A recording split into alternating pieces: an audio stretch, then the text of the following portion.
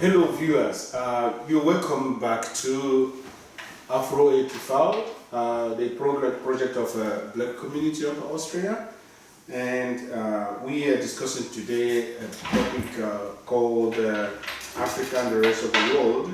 This is a project supported by Gesellschaft für politische Bildung, and as part of the awareness program we try to create within the work of the Black community. And we shall be discussing a lot of questions that concerns us. We decided to use English, even though it's also part of the colonial language, but it's a common language that the majority of people on the seat command. Because this particular topic is very important to us, we try to use the language we command best. From my right, going towards the other way around, I have Mrs. Gloria Morina. Mrs. Gloria Morina is from Nigeria and has been for some time now in Austria. She is an educationist, specialized in early childhood education. You are very much welcome. Thank you. Thank you. Followed by Vera, Mrs. Vera Seiverth. Vera is also from Tanzania. She studied law, but in Austria she is working in counseling institutions. For example, Volkswagen and Migrare for some time, trying to assist people who have problems understanding the piece of the law of the environment where we find ourselves. Vera, you're welcome. Thank you. And we have also, Vera is from Tanzania, I said yes. We have also Mary Ocansey. Mary Ocansey, just like the name sounds, is South West African, is from Ghana. She studied social policies and masters in social politics and also masters in global society studies, and is still interested in education, has not finished studying, still she wants to continue studying, is doing her doctorate degree, again, it's also in these areas. Mary, you're very much welcome. Thank you. You're welcome. There's a seat that is empty, because of the environment where we find ourselves, sometimes things do not work the way we want it to work. The seat will be vacant when he comes. I get introduced, but I can introduce him before now. It is Dr. Pierre Oughuehi. Pierre is also from Ivory Coast, F. He's a Volkswirtschaftler and is also a professor in Ivory Coast. He travels from here down there and makes his own special contributions in the development in the continent.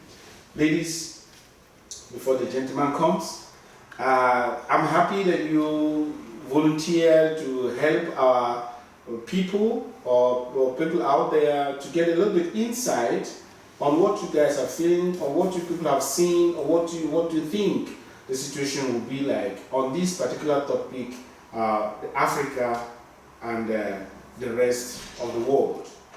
2020, we had an Africa symposium where we also tried to scratch a little bit on this topic, and then we channeled our discussion towards the economic aspect of it. This time around, we could also scratch a little bit about it, but we will concentrate more on the individual personal development and the political aspect of this relationship. So I will begin with you, Mary. Do you believe that there is a balanced relationship? Because I wouldn't ask if there's at all a relationship. I'll ask, do you think there is a balanced relationship? Because studying social policies and global society studies, you must have more insight on that to give us, what is this balanced relationship and who profits more from this relationship? Thank you. So personally, and from readings and from following everything that is happening now in the world, I know there's a lot of negotiation, a lot of things happening between Africa and the rest of the world, in quote. Basically, when we say the rest of the world, we know that the Western powers China, they're all coming in, and we put all of them in as the rest of the world. In my opinion, with everything following and everything I'm reading, looking into negotiations that are made and things that are signed to agreements that Africa is having with the rest of the world, I would say that in profit for now, we think yes, oh yeah, they are giving a lot back to the continent of Africa. They are giving a lot. But looking into the future, we would say that no, Africa as a continent is at a loss, looking at the negotiations that are going on now. Currently, they are doing a lot. They are putting in a lot of loans, very subsidized loans from China to African countries. African governments are getting a lot of, waivers and all of that. But personally, looking into the contracts and the negotiations they are having, I would say in the years to come, Africa is not gaining from this so-called relationship that is going on with the rest of the world. In the end, I foresee Africa going back into this whole, if we would not call it colonization, I think that we are getting into that era where, we were being ruled and all. We are still being ruled anyway, but it's more of, sugarcoating it in a form of a paperwork and all of that. And I foresee that in years to come, which should not be too far from us, in the next 10 to 20 years, we would see that whatever negotiations, whatever agreements we had, which was supposed to be on a very, equal partnership or whatever it is, we as Africans, the continent of Africa is running at a loss. We are the losing end of whatever relationship that we are getting into now, and we think we are profiting. It's very interesting to get your thoughts from that direction, finding out that there are losers in a relationship. Okay? Vera, what do you say that, because that would have pushed me into the second question of finding out what effect this type of relationship, then this losing type of relationship would have both on the next generation of Africans, both living in country and those living outside. What is your own view towards this relationship? Generally, thank you for giving me this stage, but generally, since I am a child, I heard this relationship was never equal. Like Europe, Africa and the rest of the world was never equal. You have trade which is not going where it was never equal, and it still is. Anyway, the effect on the generation at large is, how can I say it? You have all these people coming. Yeah, okay, of course, the Europeans were always in Africa. They were always in Africa, but now the Chinese and other people are coming. So people are promising them, oh, this group will be better than the other one, but I don't think so. Everyone who is coming to Africa has their agenda. They are here to grab the gold, everything we have. So the Chinese, and I heard from a lot of my fellow Africans say, the Chinese are aggressive. They are, like the Europeans, they are coming friendly, but the Chinese, they just come and open, very aggressive. They come to grab. In their contracts, I heard, I never read them, agreement and contract, they're just too harsh. They, for example, one person from the second country told me, they said in agreement that they want to own their land for 99 years. Okay, they come and invest in Africa, but the government should give them land to own for 99 years. Say, okay, yeah, so that they can invest well, and that country say, no, we give you the normal investment terms. You can have this and this and that. No, but we want this. And so the deal didn't go, and this country dropped. Said, no, we will talk later about it. So I think Africa should be more careful who is coming to invest, just to see what do Africa benefit from all this. Egal wer kommt, Europa, China, Rusland, it doesn't matter who is coming. But we as Africans said, okay, how can we really benefit from this agreement, from these deals, from this investment? Do African people really benefit? And when you see young people, they are so poor, say, okay, we think, okay, we have development in Africa, but young people are poor, said, okay, no, I'd rather go to Europe. I take this plane or ship, whatever, I'll migrate to Europe. That's why few Africans are coming to Europe, because this so-called development has not reached everybody in Africa. That is my personal opinion. Of course, you have, for example, in Tanzania, you have the middle class, is doing well, they have their jobs. You know, they're not rich, but they have a good life. Like a lot of my friends are middle class. They're not rich people, but they live a nice life, they have cars, their kids going to school. But the majority of people, our country, our land, those are poor people. They don't benefit from these, from these deals we're talking about. So for me, it's like this. We as Africans have to see how can we benefit from these deals.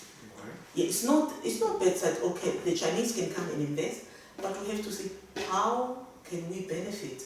Not that at the end of the day we have so much loans and credit which we have to pay.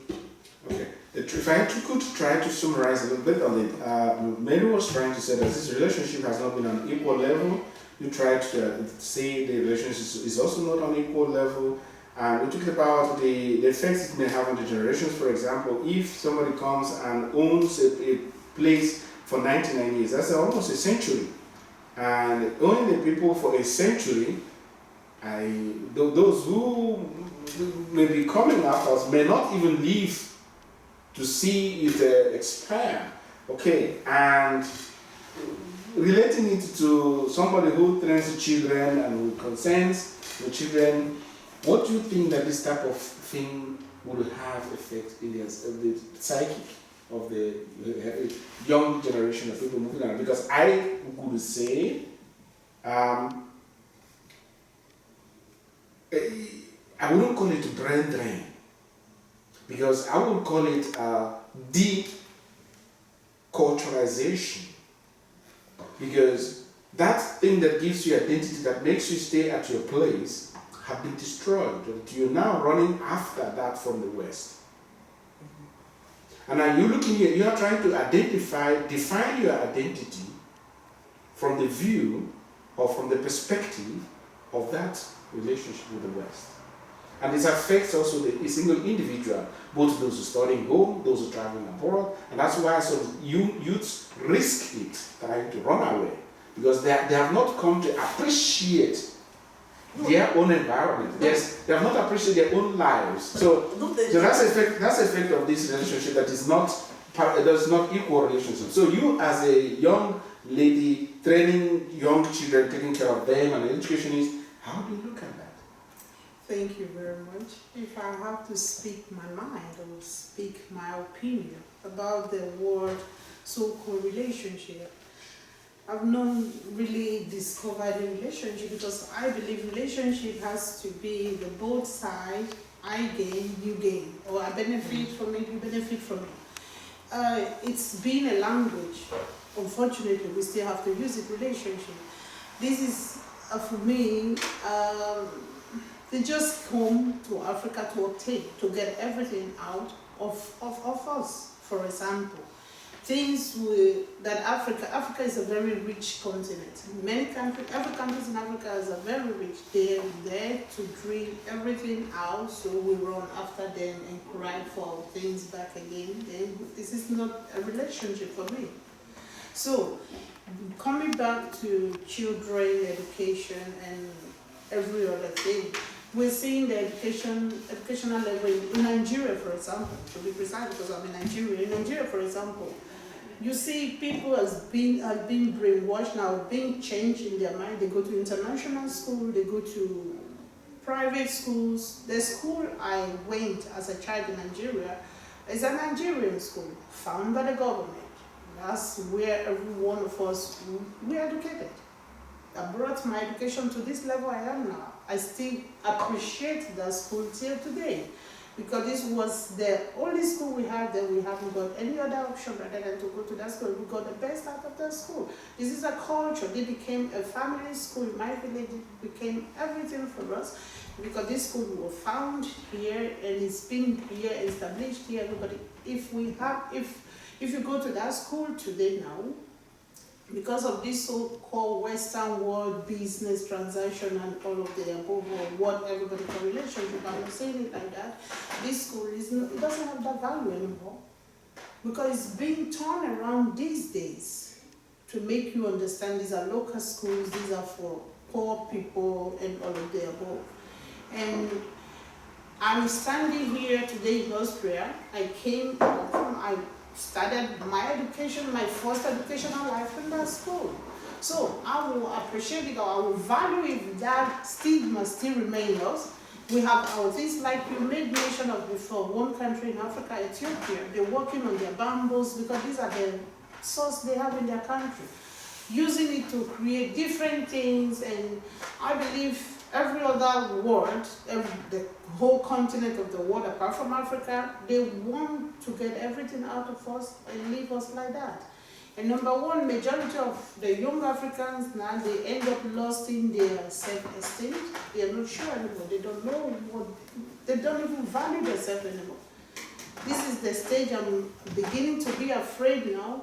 We are African, we are resilient people, we are rich people, we are well brought up people, we have that strong personality to our culture and all of the above. Well, here we are today now, we have no value anymore, almost. So this is why I end up not calling it relationship, rather psychologically to see for me is a disaster on our side. We end up losing our personality and value, the way I'm saying it. Okay. Without being too pessimistic or having a negative approach towards the whole issue, I feel there must be something also positively made. What affects me most, or what I always discuss with people, is the idea that the average African talks about this relationship, this effect of the relationship, and very little is being done on their self-esteem, just as you mentioned it. Even those who were born here and have not visited back the continent, still have that problem of self-esteem. It could be the reason why these people who make the deals, or the governments who make contributions or sign signatures, do not value themselves or do not have this level, and try to sign contracts that doesn't equate and doesn't work for their people because they don't value themselves. So that's why we are going to say, okay, this relationship, as Mary said, has not been an equal relationship. Vera, you want to add something to that? Exactly. You know, brother, when we speak about that, of course, we also have to look at ourselves. We as Africans have a lot of challenges. We have to be open. Corruption, especially those politicians who are doing the deals, some of them are not honest. So it's detriment to our people. Like few people, politicians, when they don't make good deals, it affects the whole community. So when we speak about this relationship, we also have to look at ourselves. Who are we? Are we honest? Are we corrupt? Are we doing good deeds for our people? And I think this, how Europe or how people see Africa, is the way, I think since I arrived in Austria, is the way die Leute Afrika sehen. Afrika ist das schlecht, da gibt's das gibt das. That is the way they see it. Some people have never been to Africa, but they see on TV only negative news. And that affects us, of course. If you every day you see just negative news, and oh my God, schon wieder das, oh bitte. So if they bring always negative stuff from our place, of course the people will only know that. Some people know things only from watching TV. The few people who have been to Africa, who knows Africa, say, oh, Vera, Africa can also be different. Said, of course, we have viele Bodenschätze, we have nice places to visit, beautiful beach, but those things, they don't come out, especially in Europe. In Germany, and because we watch German TV and Austrian TV, it don't come out. The good things, you always see the negative things, of course, and that affects also the children who are born here, because because they don't know, they haven't lived there for a long time. So for them it's, Vera, Africa is, I remember one child, African child, told me, said, yeah, Vera, in Africa, no Amelot. I told her, no, let me show you a picture. So I had a picture for my family and all. So this is, da gibt's auch einen Strand. I said, ja, schöner Strand gibt's auch. Da gibt's. So what I wanted to say is, the African picture we see here is different.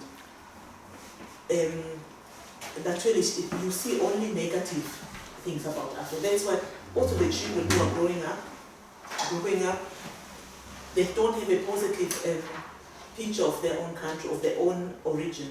That's sad, but it's the reality. Okay.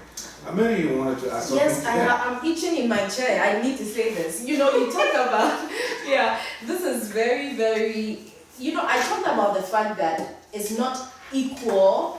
For now, I think if you look at the face of the agreements that we are going into, I'll come to your question about the esteem.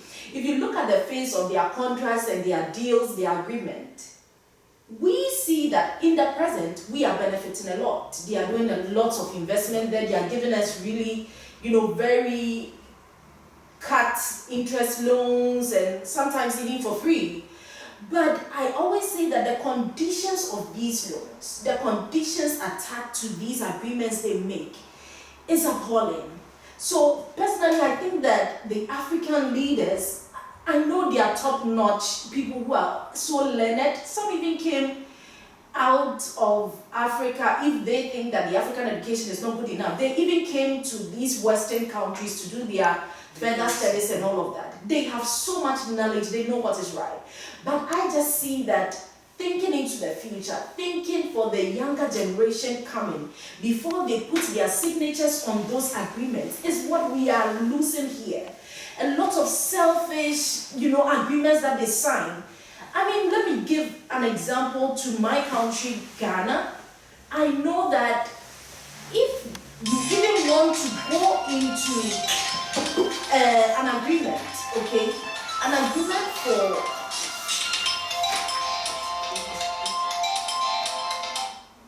I will use this opportunity, I'm sorry to interrupt you, I will use the opportunity to introduce Dr. Pierre Oughuehi. Pierre studied microeconomics here, and at the same time he's teaching in Ivory Coast. He comes from Ivory Coast and been a long time supporter and leader of the African community here in Linz. Pierre, you are very much welcome. Before you came, we introduced you, but because we knew you had some excuses, so we wanted to begin before you came in. No, so thank you for just coming in. Thank you so much. Okay. Mary, I interrupted you. Yes, so I am not living in Ghana now, but I follow a lot of the Ghanaian news. And I read this is an authentic Ghanaian newspaper, okay? This is the Daily Graphic, and this is known in the whole country, and they give out authentic news. And I read that a whole minister of a health ministry did not really consider a lot of the things that he signed, he put a signature to. And now it's causing huge financial loss to the state for this signature that he appended to this contract that came in. Then you ask yourself, what's the penalty? And this man is still at post. Then you ask yourself, where's the dignity? Where's the integrity? If you think that you made a mistake, you step down, let the law take its action. But we overlook all these things, and you look into the future and go like, what is there for the younger generation? What is there for the children? It is not good enough. I think they need to go beyond looking at the $20,000 million and euros that they are getting for now for that bridge that they claim they are going to construct, which never even happens, to looking into the future of our children, the future of the younger generation. Because so much loans are being taken and they do not even use these loans for what they claim they are going to use them for. It gets there and it's for family and friends. They loot monies and all. I'm not saying corruption doesn't happen in Europe. It happens everywhere. But my point I'm driving at is that we need to have leaders who are poised for what it takes to build the continent Africa to be on its own. We don't live in a bubble. I'm not saying Africa should live in a bubble, but my point is that we need to rise up. God has blessed us with so many resources that we don't need to be at the beck and call of these Western powers, where we are always at their door for the next, even, traffic light that we want to make. We are coming to Europe. It barely makes sense. Why is it that you have the resources and you need to come to the person who is getting the resources from you for the money to make development in your country? Seriously, I sit back and go like, no, something has to be done. Things have to be laid right. About self-esteem, you asked about that. I think that we need to groom our children, the younger generation, of knowing that there is something good in Africa. In Ghana, we say something that, we have something good. We have come to the point where the younger generation think that the best is always from the West, which is not right. We have very good things. Can you imagine when you bring clothing from Europe? Oh my God, they prioritize it so much compared to the quality things that we have back home. Even the food they eat, they want to, they've conscientized the younger generation that the Western things are better. I came to Austria in the past 4 years and I've realized that things from Austria are so valued. And this is where you start training the child from the onset. Let them know that, hey, what we have is valuable. I read news in Austria about this nose mask thing, made in Austria. Just because it was not made in Austria and people thought they were using made in Austria, there was a whole, brouhaha about it.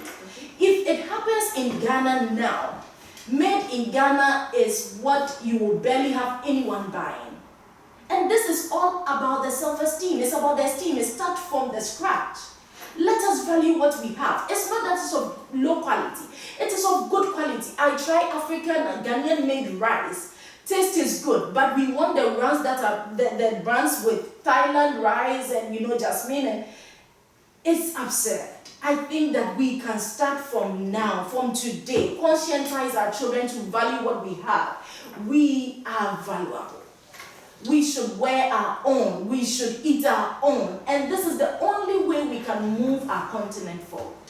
Yeah. I think... I'm sorry about being so passionate about this topic, but it really worries me a lot. That's exactly what we want. That's exactly what it is. And that is the reason why the people who are sponsoring our activities for the Gesellschaft for politische Bildung are doing this. Because they know there are qualities within the younger generation.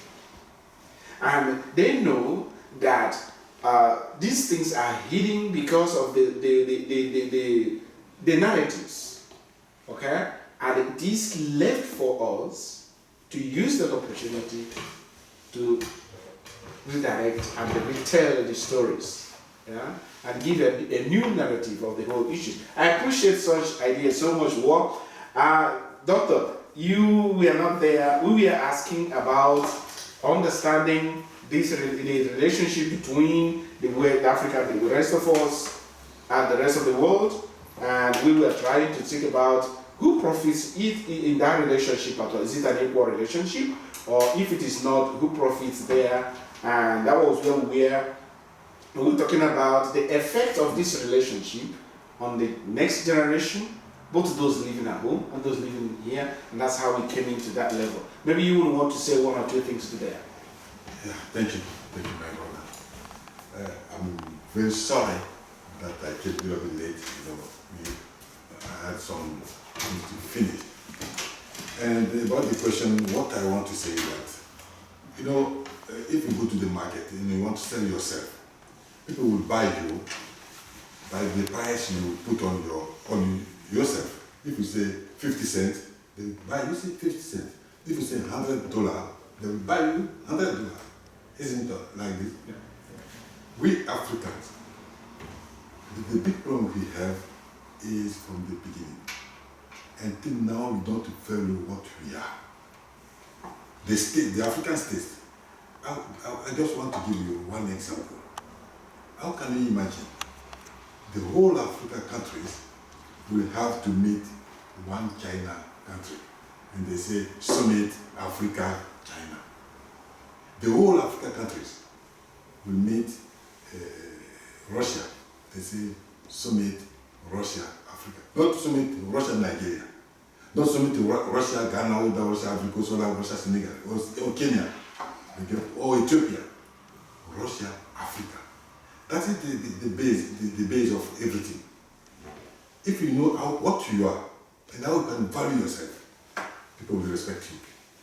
That's why we are selling our product so cheap, and in next generation we will see that we have lost everything. We have lost everything. Now, I see you are always profiting of everything. Of course, we are not profiting of anything. Let me give you an example. Uranium is produced where? In Nigeria.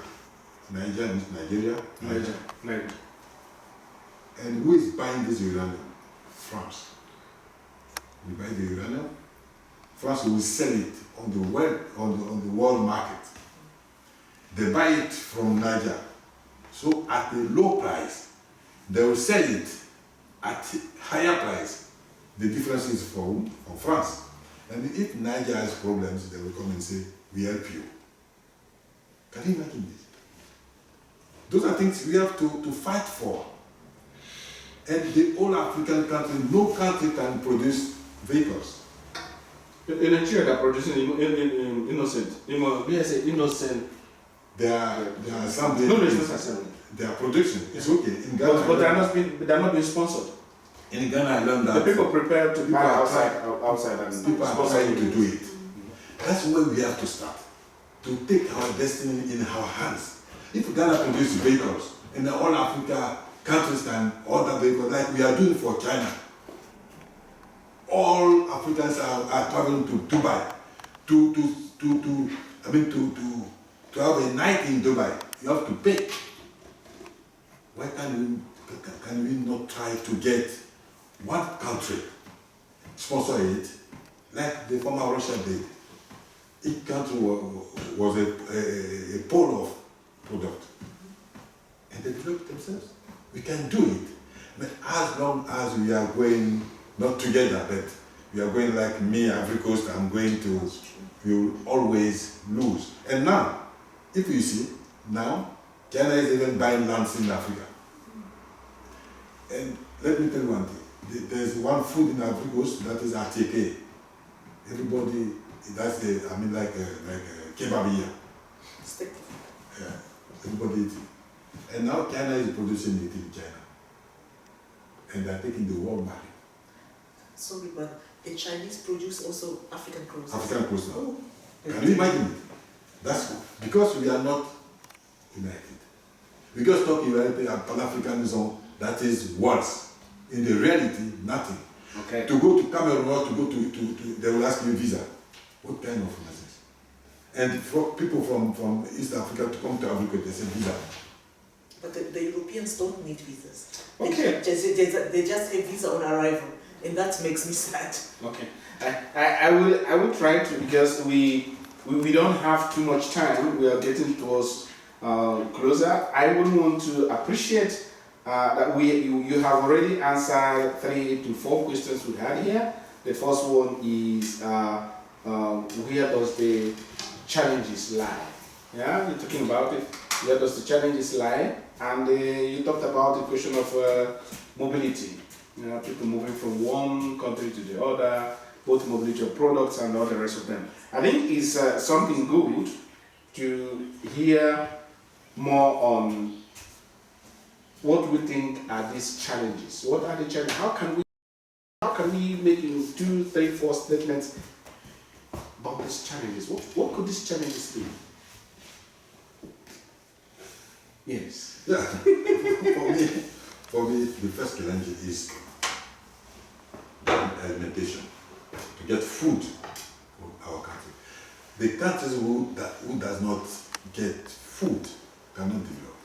Okay. That's the first step.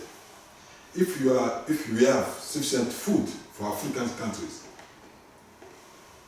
I think it will be the beginning of the development.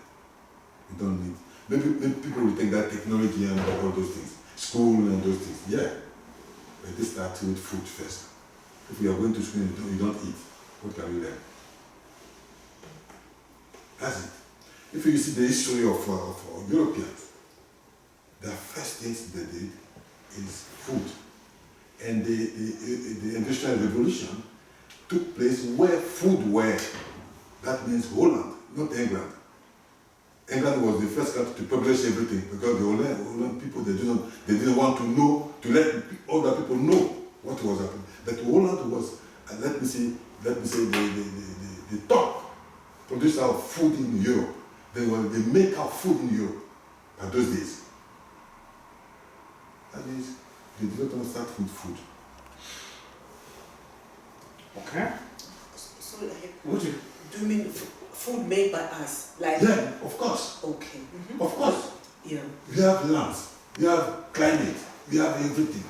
And there are desert countries like deserts where if the one of the forest can produce to help them, it's better than food will come from USA and they will just launch food like that from here. People will be. And when we do that, it will be cheaper. When I buy food from Tanzania or from neighboring country, it's cheaper than importing from, I don't know, Germany or from South America. It will be cheaper if, for example, those countries who have rich soil, when they produce enough for neighboring countries, for the whole of, it will be cheaper the transportation. So you don't have, or not only transportation, or also the price will be cheaper because it's from a neighboring country. They're not far away. So you say food security is the first thing we should. Yeah, and then schooling. Education. But I do have problem with the education. I personally, not because I'm not educated or don't want to, my problem is the content. What is the content of the education that people are receiving? For me, that's the biggest challenge, the content of the education, the content of the information, and the way the information is given, the creation of the awareness. That's where I get in trouble, because if I am being, just like Mary said, the people are brainwashed that only something from the West is better. If that is what I could learn in the school, if that is what I could learn at school, you said today the schools are now two different types of schools, one for international, one for, and you see, give it up now. If the education, the content of the education is not meant for rural and local development, appreciation of self, appreciation of the culture, appreciation of the environment, and what you're saying, pricing yourself high, valuing yourself, then I don't know, I will still want to, what type of education do we need? I think what Sister Gloria said about Nigeria, that you have, these days you have, within the country you have so many different systems. That is in Tanzania the same. You have the local international school, you have the high international, and then you have the local government school. I think that is total chaos. It's chaos for the children. You have certain children who have this education, so there is no uniformity in education, and that's a problem. Secondly, I think it's important when we talk about education in school to teach the children also the old and local methods. We have values. Each tribe in Africa has its values, has its, things you can give the next generation. So these things, I think in Africa, they're coming too short. For example, in most African countries, they put away some time long ago, they had this subject of, I don't have mother how should I say it in English? For example, gardening or cultivation, land cultivation. Most schools have put it away, but it could help young people to know how. After school, I don't have to find a job because the jobs are rare. So I learned about how I can cultivate, I can sow some, I think how can I say it in short? Those old cultural things which you have to give it, das weitergeben. Continue. Yeah, extend the good thing, of course, bad cultures we leave behind, it's okay. But all those, how to cultivate, how the food, when we talk about food, which food in Africa are rich in, for example, yes, in Europe they talk about sweet potato. Man, it's so viel nahwerte. But in Africa we eat it every day. So just to tell your kids, sweet potato is healthy. You know, though, generally just to talk about the good things which are locally made and available. You asked about what are our biggest challenges that is making it impossible for us to reach where we ought to reach by now. You know, we gained independence from our colonial masters so many years ago, and we are still, you know, in the crawling stage. I just want to say that we are still self-centered, and that is one of the biggest challenges. If you look out for the next person, your decision today might be different in that signature that you are signing on that contract. We should look out for the next person. If you are going to pollute that water that is close to your doorstep, look out for the next person. How is it going to affect the next person? If you are sitting in that bus you have not paid for and you are waiting for a controller to come before you pay, how is it affecting the economic situation of the country? So personally, I think that we are omitting that moral value of looking out for the next person. We should always do things looking out that even if it's not affecting you, how does it affect the next person? This is a challenge that we have as Africans. We are always not looking out for the next person, which is very important that we do that. And I also mentioned that in oneness, our brother said something that was very, very important. We should stand together as one. If you look at the African countries and what every country has as a resource, if they come together, I'm telling you, we can monopolize this whole world. I'm not saying we should do that anyway, but I'm just trying to say that, you know, I'm just trying to say that we have a lot. Let us come together. Let us unite. Let us be one. Instead of looking out for what, you know, individual countries can gain out of the West and all of that. Let us bring our resources together. Let us come together in taking decisions of developing the continent, because we have a long way to go. Living a life of integrity from the top to the bottom. I mean, from our government leaders to the person who is even a messenger in that workplace. Let us live a life of integrity. If the person who is supposed to control you is not there, are you living that life of integrity? We come to Europe and we go by the rules. We try to, we'll buy the tickets even when nobody's watching. Can we continue to do that back home? It will take us a long way. We see that in Europe, the Western countries, they are doing so well. It's because everyone is trying to live a life of integrity. The few bad ones are doing their own thing. But we barely see that way back home. In Africa, people just want to go their way. This is me. Hey, take me for, let's live a life of integrity. A life of truthfulness, valuing another person. We are not making the system work. The system has to work. I came to Austria and I'm like, wow, the system works. Book an appointment and the time they give you, you work with it. Let me use an example in Ghana. I have a Ghanaian health insurance fully paid for, and you know, I'm not supposed to pay for health care services because I have my health insurance which I pay yearly. But the challenge is that the person who is paid every month by the government to take care of you wants a tip before they take care of you. And you ask yourself, this is really a challenge. The system is not working because of our selfish motives. We should just make sure the system is working.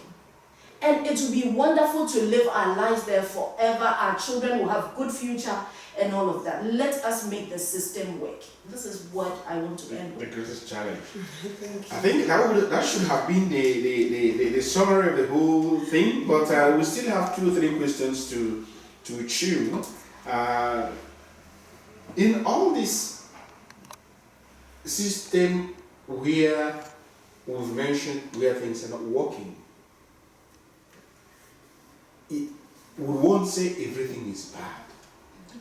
Or is there some examples of people or places where we can say there is at least some light in this part of the environment? Because I do believe everything is not bad.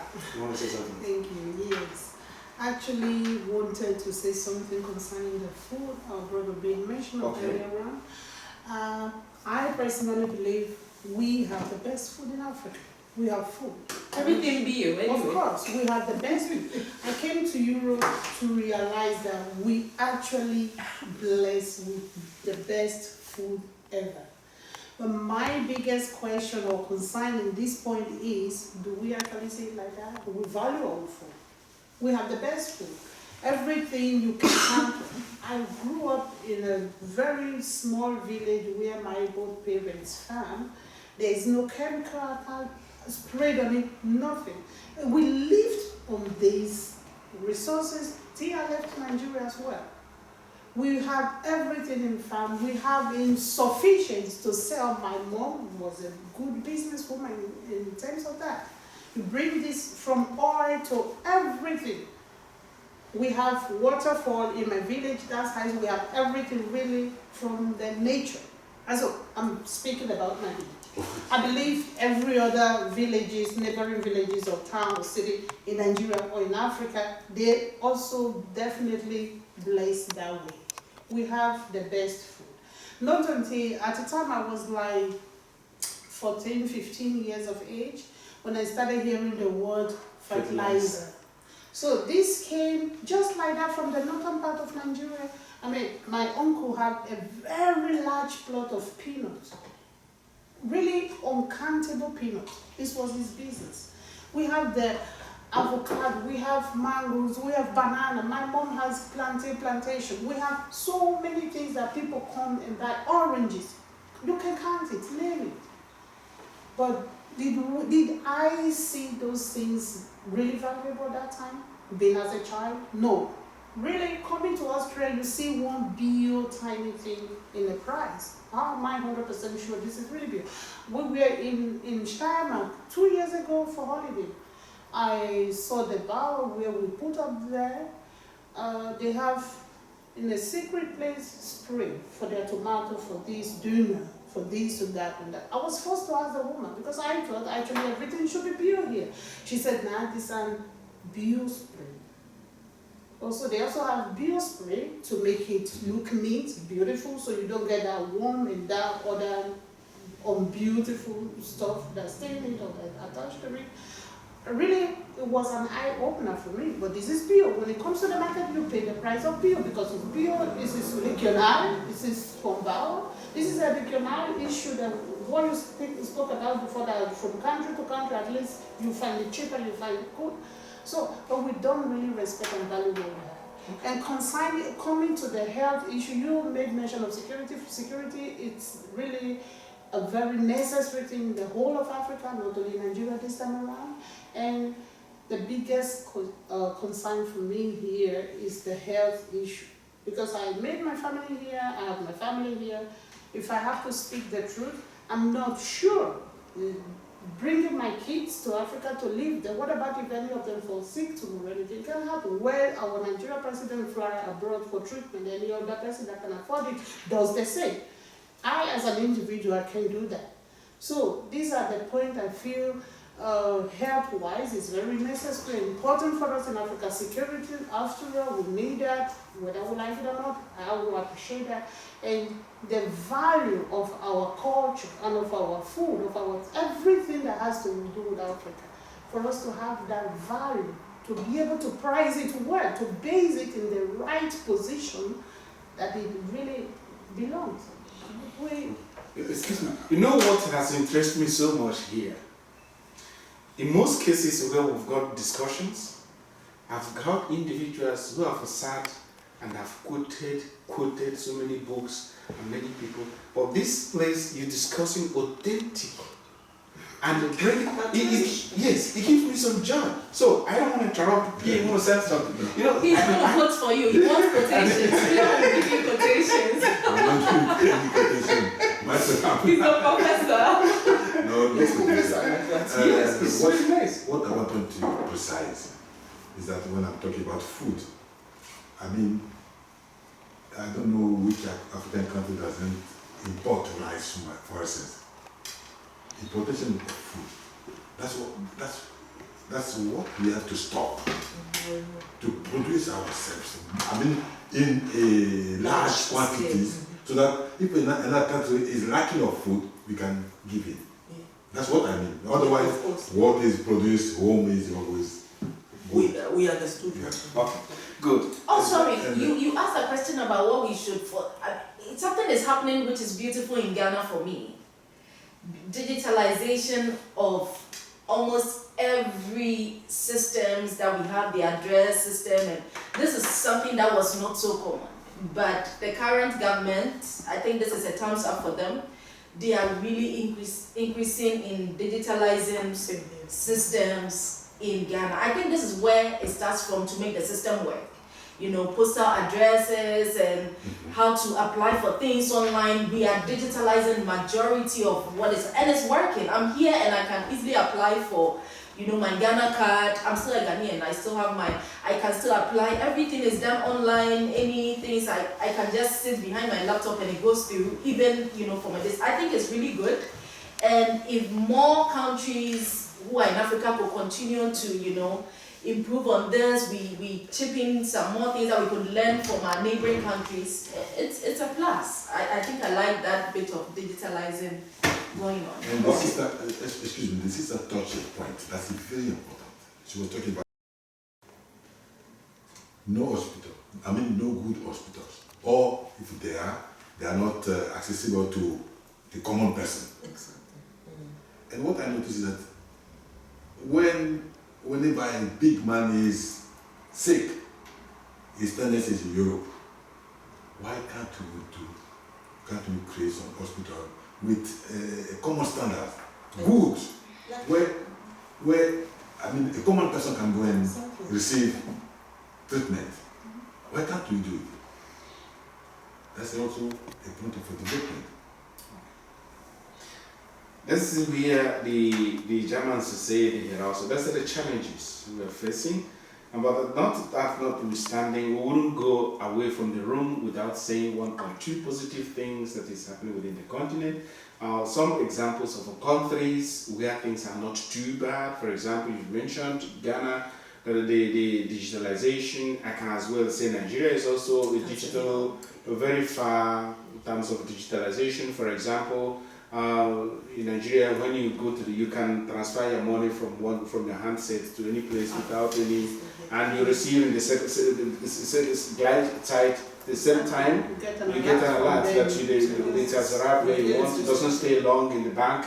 No, that direction is also some development. And My contact from Awikos on my okay, well, that's beautiful. Okay, so okay, so that's also development. So that will get us back to say, is there some other positive narratives from the continent? Of course, there are a lot of things. For example, in Tanzania, we have also this, we can transfer money faster without banking. You know, this. Yeah. This, for example, in Tanzania, it has helped a lot of local people into doing small business. Mm-hmm. So they don't have big money, but with their phones, they can trade in small scales. So it's a good thing, I think. And also for me, I can send my mother money direct to her phone. So I don't have to go to Western Union now, and she has to go to Water to pick it up. So when I send my mother the money and she receives it and can use it, not go to the bank. So it helps. It helps also the diaspora that they can help on something. I want to add something with what is happening in Ghana in curbing climate change, you know, trying to reduce the carbon intoxication. There's this new law that has been passed using plastic, plastic bags that as much as possible is to a zero. And, you know, the rule they put out is that it's very expensive if you want to use these items for, you know, you want to buy a plastic. It's expensive. It's just to put you off from using those plastic items. When you even buy food from outside, they are using more of these leaves they are presenting it in a nice way. This is where our forefathers started from, eating in leaves and banana leaves. We have very beautiful leaves that we put food in, and you don't have to go with the plastic things. It's all in efforts to help the climate situation to get better, and I think that is a good thing. I know a lot of African countries are also working in that line. We do not have the money to be pumping into, all the transportation bits here. I know you have the climate tickets coming up and all of that, but in our own small way, the government, I think, is doing very well. Importation of plastic things are very expensive. It comes with very high taxes. It's just to, push people from doing all these plastic and carbon issues. Now, the ban is that you don't use a car which is more than 20 years old out of the country. Even to bring that in is not allowed. So some of these policies that are in the system, I think, is for the good of the country, is really helping to also help in our climate change efforts in the continent. I think it's a good thing. Yes, because also it's not only on the economy, also on the political aspect of it. When we talk about the political aspect of it, we talk about Rwanda being the only country in the world that has the majority of its lawmakers are women. So for those who are fighting for women's rights, you should go for excursion in Rwanda and see. This is also a country in Africa. And I hope as they sit there, their voices are heard. It's not only about going to warm the pews. The big problem for Rwanda is not a system, it's a person, Kagame. I'm wondering, what will Rwanda be if Kagame is no more there? No, they will be fine. They must have learned it. That's what I call system. If it's a system and one person is not there, the system will continue.